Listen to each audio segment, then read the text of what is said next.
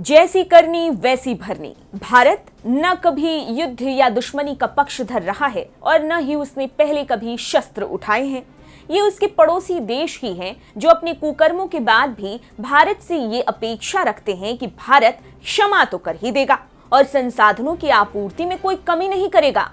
इसी क्रम में भारत ने अपने पड़ोसी देश और उसके शत्रु पक्ष पाकिस्तान को पानी के लिए मोहताज बना देने के लिए एक्शन प्लान बना लिया है, जिसके बाद पाकिस्तान पानी के लिए बिलखता रह जाएगा। निश्चित रूप से हर देश को अपनी शक्तियों और कमजोरियों के बारे में पता होना चाहिए। इसी क्रम में भारत ने इस बार आत्म मंथन करते हुए मुख्य दस्तावेजों की छानबीन की और उसमें सबसे अहम निकला सिंधु जल संधि। नमस्कार, आप देख रहे हैं TFI, जो है देश का सबसे विश्वसनीय ऑल्टरनेट न्यूज मीडिया पोर्टल। मैं पद्माश्री शुभम आपको बताऊंगी कि सिंधु जल संधि के आधार पर ये पता चला है कि कैसे भारत विरोधी होने के कारण इसमें पाकिस्तान को पानी की आपूर्ति में कटौती करने के लिए पर्याप्त प्रावधान है।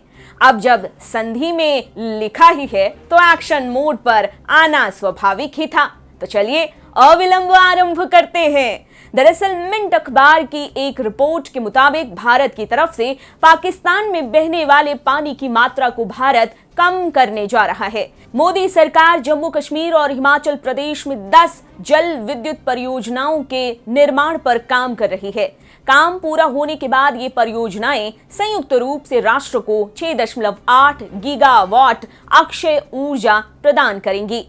ये परियोजना वर्ष 2030 के अंत तक 500 गीगावाट अक्षय ऊर्जा आधारित बिजली का उत्पादन करने के मोदी सरकार के लक्ष्य को हासिल करेंगी। इस उद्देश्य के लिए भारत सरकार ने राष्ट्रीय जल विद्युत ऊर्जा निगम को 68,000 करोड़ के कुल बजट के साथ सौंपा है। NHPC 9 परियोजनाओं को पूरा करने की जिम्मेदारी संभालने जा रही है। इसमें से 8 परियोजनाओं का निर्माण केंद्र शासित प्रदेश जम्मू कश्मीर में किया जाएगा। घाटी में NHPC 1000 मेगावाट की पकल डुल परियोजना, 850 मेगावाट की रतले परियोजना, 624 मेगावाट की कीरू परियोजना, 540 मेगावाट की क्वार परियोजना, 1856 मेगावाट की सावालको परियोजना, 930 मेगावाट की किरथाई 2, 240 मेगावाट उरी 1 चरण 2 और 260 मेगावाट की परियोजना का निर्माण करेगी। दुलहस्ती स्टेज 2 हिमाचल प्रदेश में वो 500 मेगावाट की दुगर परियोजना का निर्माण करेगी। उपरोक्त परियोजनाओं के लाभों के बारे में राष्ट्र को अवगत कराते हुए बिजली मंत्रालय ने कहा, परियोजना की निर्माण गतिविधियों के परिणाम स्वरूप लगभग 2500 लोगों को प्रत्यक्ष और अप्रत्यक्ष रूप से रोजगार मिलेगा और केंद्र शासित प्रदेश जम्मू कश्मीर के समग्र सामाजिक आर्थिक विकास में योगदान देगा।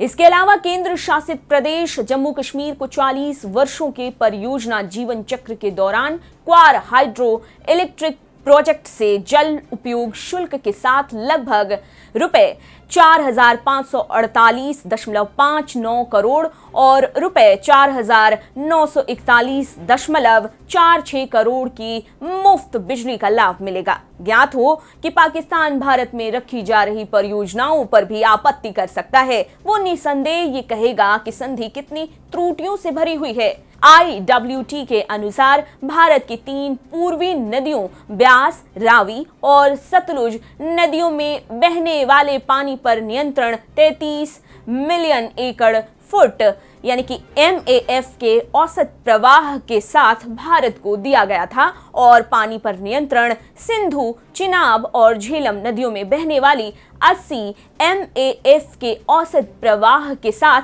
पाकिस्तान को दिया गया था। भारत सिंधु नदी प्रणाली द्वारा लाए गए कुल पानी का केवल 20% गैर उपभोग्य तरीके से उपयोग कर सकता है, जबकि पाकिस्तान शेष 80% का उपयोग करता है। हालांकि पिछली भारतीय सरकारों ने कभी भी उस 20% हिस्से का इस्तेमाल नहीं किया और पाकिस्तान को इसका पूरा उपयोग करने की अनुमति दी। इन सरकारों से और क्या ही उम्मीद की जा सकती है, जो लद्दाख की उस भूमि को केवल इसलिए छोड़ने को तैयार थे क्योंकि सरकारों के मालिकों के अनुसार वो भूमि बंजर थी। ऐसे में अपने हिस्से का 20% पानी भी उपयोग न करना इसका साक्ष्य है कि कैसे पूर्व की सरकारें अपने हिस्से को लावारिश छोड़ दिया करती थी, फिर चाहे भूमि हो या फिर पानी। 2022 में भी पाकिस्तान अपनी जीडीपी के लिए कृषि पर बहुत अधिक निर्भर है।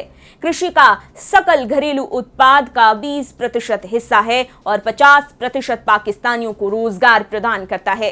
हालांकि पाकिस्तान की वार्षिक वर्षा लगभग 240 मिलीमीटर है, जो आवश्यक स्थायी स्तर 2050 मिलीमीटर से बहुत कम है, इसलिए इसे शुष्क देश घोषित किया गया है। पाकिस्तान के लिए IWT के तहत उसके लिए उपलब्ध पानी का पूरी तरह से उपयोग करना आसान हो गया है। पाकिस्तान सिंचाई के लिए 93% सिंधु जल का उपयोग करता है। ऐसे में ये भी अक्षम पाकिस्तानी प्रशासन के लिए काफी अच्छा साबित नहीं हो रहा है। प्रतिष्ठान उपलब्ध जल का लगभग 39% ही कुशलता पूर्वक उपयोग कर सकता है।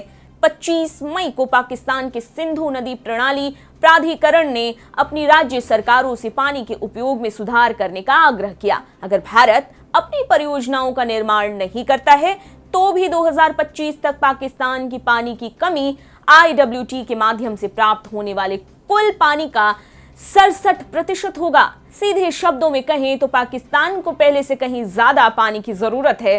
अब आएगा ऊंट पहाड़ के नीचे, क्योंकि अब तक तो भारत मानवीय व्यवहार के साथ पाकिस्तान के कर्मों को नजरअंदाज कर मौका देता रहा, पर अब और नहीं। पाकिस्तान अब पानी के लिए भारत पर आश्रित होगा और भारत उसे उसके आतंकी व्यवहार से प्रभावित होकर उपहार देने जा रहा है। ये पाकिस्तान की बेशर्मी की पराकाष्ठा है कि वो भारत के विनाश के सपने बुनता है और दूसरी ओर अपने देश की प्यास की पूर्ति करने के लिए अपने बाय डिफॉल्ट वालिद भारत से याचना भी करता है।